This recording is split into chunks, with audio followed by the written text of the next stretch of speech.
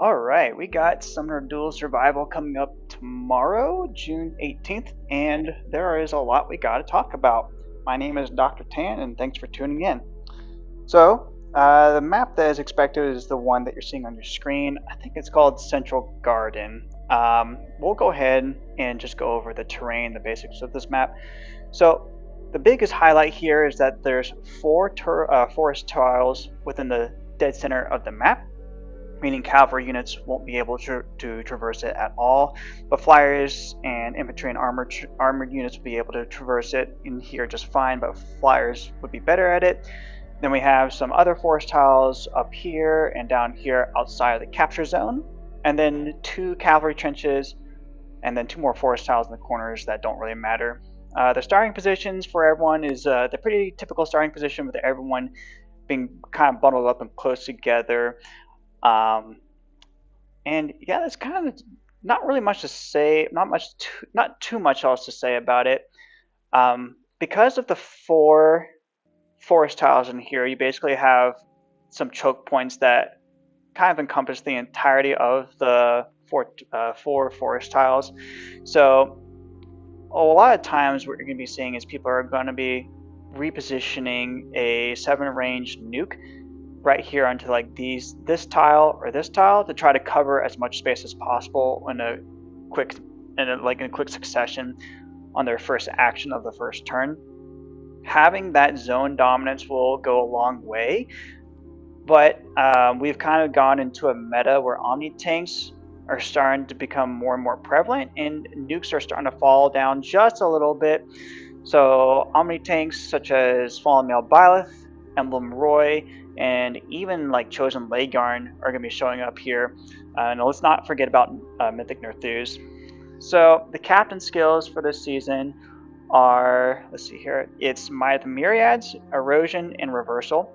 So Might of Myriads, it gives the captain +6 to all stats in combat, and a distant counter or close counter, depending on what the unit's range is. Basically being able to counterattack regardless of foe's range or unit's range. Erosion, this was a big one here. Erosion means that saviors are essentially useless. The captain, if the captain has the erosion effect, savior effects will not trigger against the captain. But for the captain's allies, if they attack into a savior, then the savior will not be able to counterattack. The next one is Reversal. Reversal is in combat panic, but also gives the captain +5 to all stats. But this is a drive support effect for the captain and the allies within 2 spaces. So units such as New Year's Balder and Halloween Freya will be able to get a lot of benefits from running Reversal. So those are the captain skills, and that's the map. We'll go ahead and take a look at the probabilities that I have assessed for this upcoming season. Not much has changed too much from what we're definitely going to be seeing within SDS. The Vanheimer, is it? No, it's not Vanheimer. But it's whatever realm the Alphather, Volley, and Balder come from. Those heroes are still going to be showing up quite a bit. They really marked themselves in the meta when they came out and haven't really fallen off since then. We do see Legendary Sakura and Summer Thor here as well. Given that Erosion is going to be a captain skill, we're not going to be seeing many saviors as much. We might see some save balls here and there, but they're going to have to be very wary about any team that looks like they're going to be running Erosion as the captain skill. The one savior that I did not put in here in this bottom tier would be Mythic Adult Tiki, because she has that she does have support with the Fire Emblem effect and being able to hard counter against Summer Thor and Mythic Loki. You will definitely also see Fallen Male Byleth and Emblem Roy. Emblem Roy is a pretty solid Omni tank with the style 2 or the range 2 style that comes with his built-in, which comes with his perf, either his special or his weapon. But anyways, he does have more range than other Omni tanks. He also has reflexes, drive, and imbue, and I think some extra stats. Fallen Male Byleth is still the monster that he is. Not much I don't think anything has really come out to really slow him down, with the exception of Emblem Roy being a potential counter against him, but that really comes down to a speed check on who's faster or not. Harmonic Braveland will definitely be someone that you're going to be seeing, given that she's probably the strongest nuke in the game at the moment with that baked-in Omni feud. Next up will be a very likely tier. Not too much to say here. I will say that Summer Balder and Summer Shrena might show up more often than not. Personally, I don't think the summer units this year, or like summer 1 units this year from the FEH OCs, are that good. It is a very skippable banner. I will say though that Wind Edge that comes with Balder is very good, and so is that slot B skill that comes with Sharena. So you'll probably see these two show up a couple times. Same with Summer Hoder and Summer Alphonse, mainly because they're recent and a lot of people may be wanting to be using them.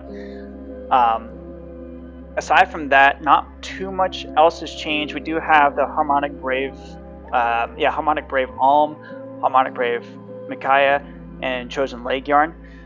I think Alm, I keep overlooking the fact that he does have his own action economy.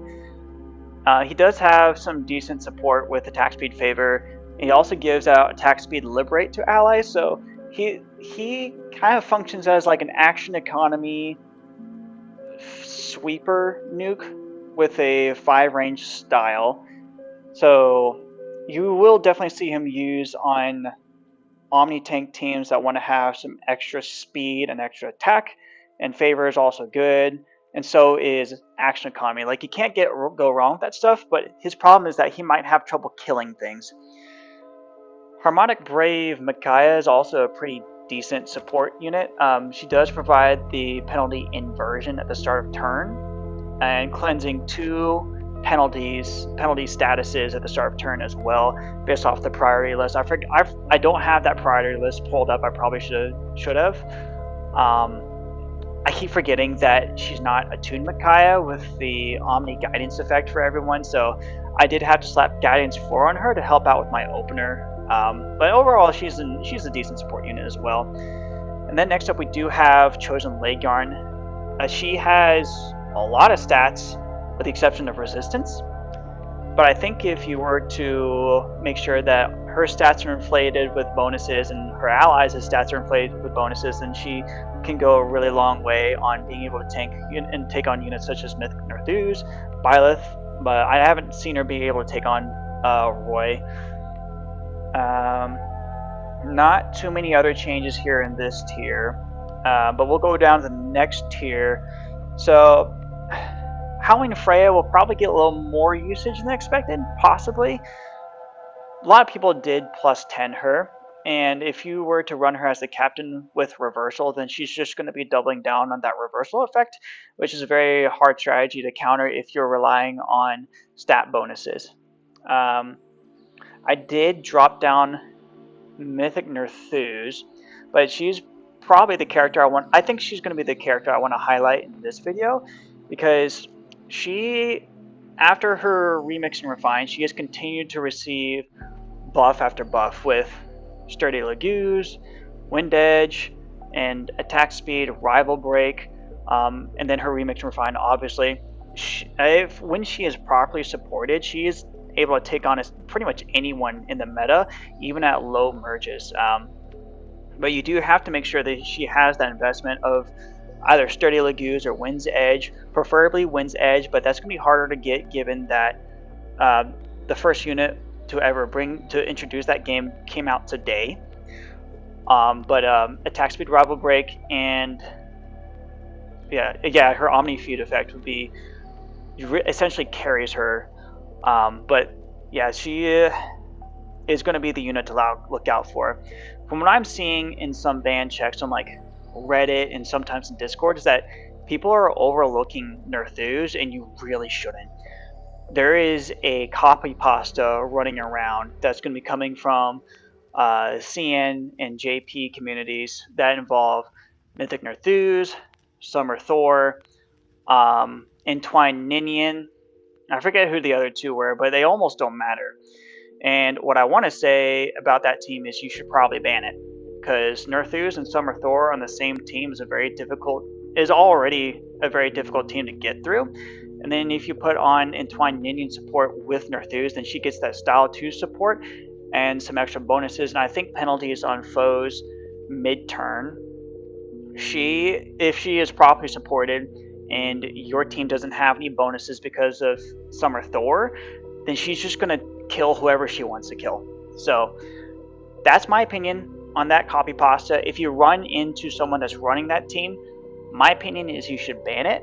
Otherwise, I'm looking to ban Summer Thor and Fallen Male Byleth as my ban priorities. Not too much else to say about the less likely tiers. I do want to talk a little bit about erosion.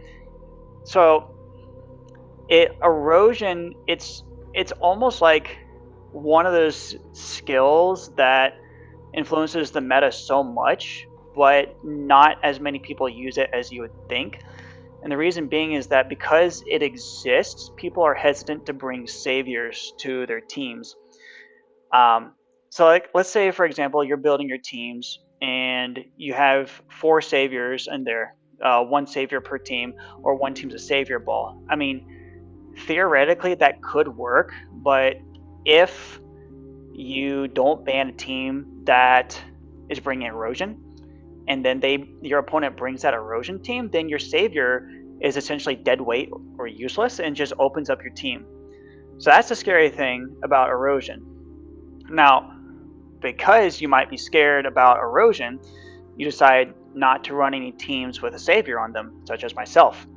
And because you're not running any teams with erosion, and you're also saying that no one else is running teams with a savior.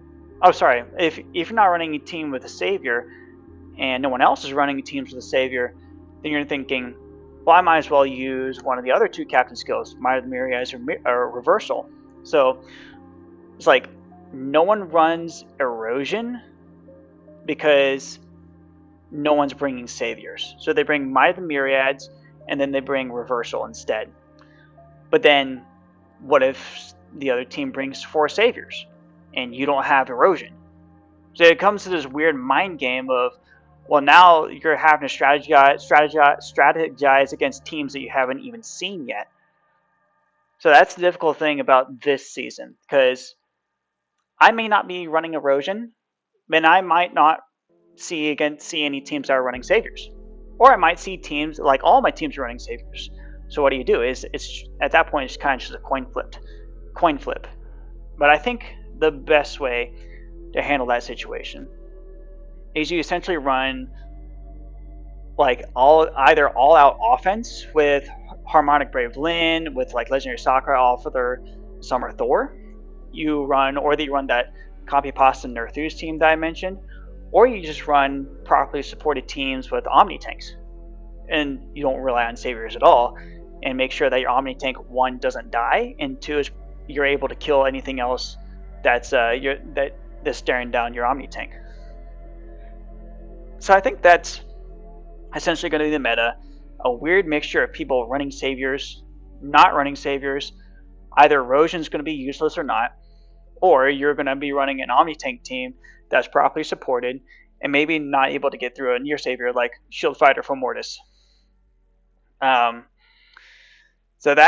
that's going to be my expectations for the upcoming SDS. It's going to be a weird mixture of Omni tanks, all out offense, and maybe some saviors mixed in there to catch people not running erosion. Okay, well, I think that's going to do it for my prediction. If you found this information insightful, or if you want to see more Summoner Duels content, then please be sure to hit like and subscribe. I will be doing my runs tomorrow and Friday, so I look forward to uploading that video whether I get rank 1 or not. Thank you very much for watching, and have a great day.